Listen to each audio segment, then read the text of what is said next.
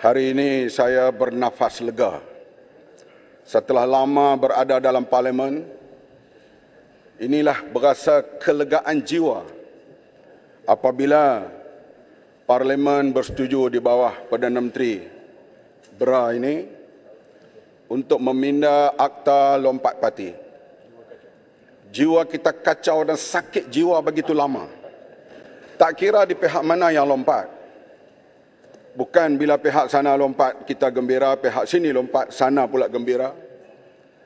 Memang lompat ini boleh merubahkan kerajaan. Tahun 61, kerajaan PAS yang majoritinya sedikit bila lompat beberapa orang bertukar kerajaan. Tetapi di Kelantan bila Nordin Saleh lompat tidak bertukar kerajaan kerana majoritinya besar. Di Perak berapa kali tukar kerajaan kerana lompat parti. Dan yang lompat juga daripada kami, termasuk parti yang hebat di AP pun ada lompat. Jadi lompat-melompat ni sudah jadi perkara biasa dalam politik Malaysia. Cuma paling berat sekali bila berlaku lompat itu berubah kerajaan federal. Barulah membuka mata semua pihak. Akhirnya kerajaan ditubuhkan melalui Sheraton Move ini tidak stabil. Tak lama Perdana Menteri itu berkuasa, tukar Perdana Menteri baru. Sekarang kalau kami mau, Perdana Menteri ini pun boleh ditukar. If we want. Tapi kami tak mau. Kami dah buat perjanjian MOU. Jadilah Perdana Menteri, buatlah kebaikan untuk rakyat sehingga pilihan raya akan datang. Bagaimana sikap terbuka di pihak kami? Kalau kami mau, dengan majoriti yang sedikit ada di pihak sana, kita boleh offer beberapa jawatan kepada mereka, datang pula sebelah sini. Menteri pula lah aku.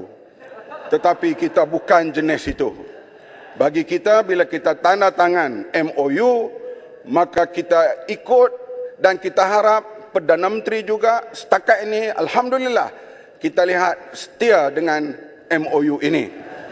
Bolehnya diperbaiki dari masa ke semasa. Bayangkan kita lihat perubahan di Perak. Berapa kali berlaku perubahan? Bila berlaku, kami waktu itu Pakatan Rakyat menang. 2-3 orang lompat, bertukar kerajaan. Sehingga berlaku demonstrasi besar di depan Istana Kuala Kangsar yang melibatkan beberapa orang ahli PAS didakwa di mahkamah. Tetapi kita marah bila berubah kerajaan di pihak kita pergi pada orang lain. Tapi kita gembira bila kita ambil kerajaan orang lain melalui lompat parti. Ini sikap yang perlu diperbetulkan. Alhamdulillah, selepas daripada pindaan ini dan akan berlaku, semua pihak akan gembira. Artinya, tidak akan berlaku lagi insya-Allah bertukar kerajaan bukan melalui pilihan raya. Ataupun kalau berlaku perubahan wakil rakyat bukan kerana lompat, tapi kerana unsur-unsur lain yang dibenarkan dalam pindaan perlembagaan ini. Sebab itulah kita lihat, kita semuanya berazam untuk membina satu suasana baru. Kita boleh bercakaplah apa saja kita nak cakap. Tetapi semua dunia tahu keadaan politik Malaysia tidak stabil. Tidak stabil dan baru-baru ini bila kita sedih mendengar bila Perdana Menteri melawat UAE, ada perkara-perkara yang tak kena di sudut protokol terhadap Perdana Menteri kita. Walaupun Perdana Menteri ini adalah Perdana Menteri yang hasilnya daripada lompat itu, tapi beliau adalah Perdana Menteri. Mesti dihormati. Tidak boleh dibuat begitu semasa Perdana Menteri berada di Dubai. Dan menteri yang berkenaan mesti bertanggungjawab hal menjaga hal-hal Malaysia ini. Sebab itu bagi saya soal ini soal yang cukup penting. Ini kenapa? Mungkin tidak dihormati Perdana Menteri ini karena bukan menang melalui mandat rakyat. Menteri itu pun lompat. Saya minta sikit saja.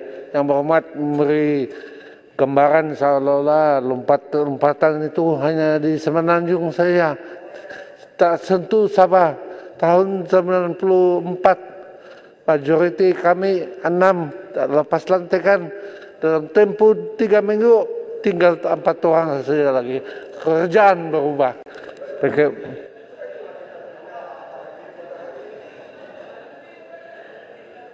Sebab itulah dipindah Atta ini pada hari ini supaya ia tidak berlaku lagi pada masa akan datang.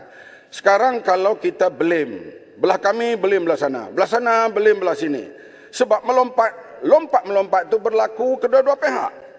Oleh itu nak memberhentikan ini semua, inilah satu Malaysia baru. Keluarga Malaysia baru yang dikemukakan ini. Jangan bimbang, imej Malaysia akan kembali pulih selepas ini. Rakyat akan kembali percaya kepada sistem parliamentary demokrasi. Problemnya sekarang semua rakyat benci kepada parti-parti politik. Benci pada wakil rakyat. Dan ini yang kita lihat berlaku, mereka enggan keluar mengundi. Dan saya yakin selepas daripada pindahan ini, rakyat akan kembali yakin terhadap sistem parliamentary demokrasi. Seperti kata Padang Rengas tadi, kita hormat hak individu. Tapi hak rakyat, saya diundi oleh 90,000 pengundi. Kalau saya lompat, saya hak asasi saya. 90,000 orang yang mengundi saya itu, saya nak letak di mana hak mereka. Inilah yang paling penting. Sebab itulah siapapun, mahkamah ke apa, kena pertimbang hal ini. Kota Raja. Hak rakyat, ya siapa? Kota Raja, Kuala Selangor Kota Raja. Hebat hari ini Kota Raja menjadi malaikat sungguh hari ini.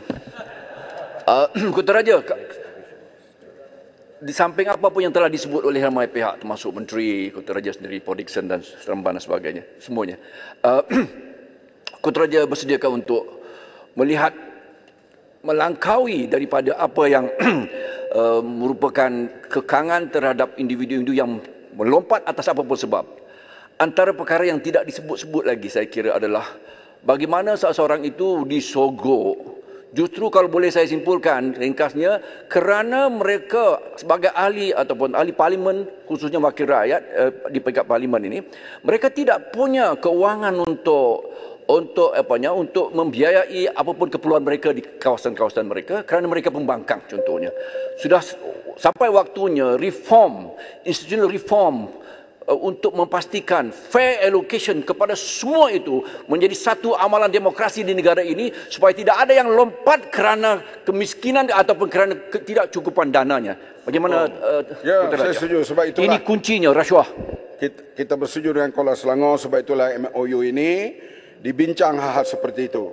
Supaya wakil rakyat yang dipilih oleh rakyat itu, mereka juga ada hak untuk membantu rakyat di kawasan mereka dengan menggunakan wang kerajaan dan sudah tentulah wang mereka sendiri dan wang kerajaan. Ini sedang berjalan dan kita minta dapat diperbaiki lagi dari masa ke semasa. Sekian, terima kasih. Terima kasih Yang Berhormat Kota Raja. Seterusnya saya menjemput Yang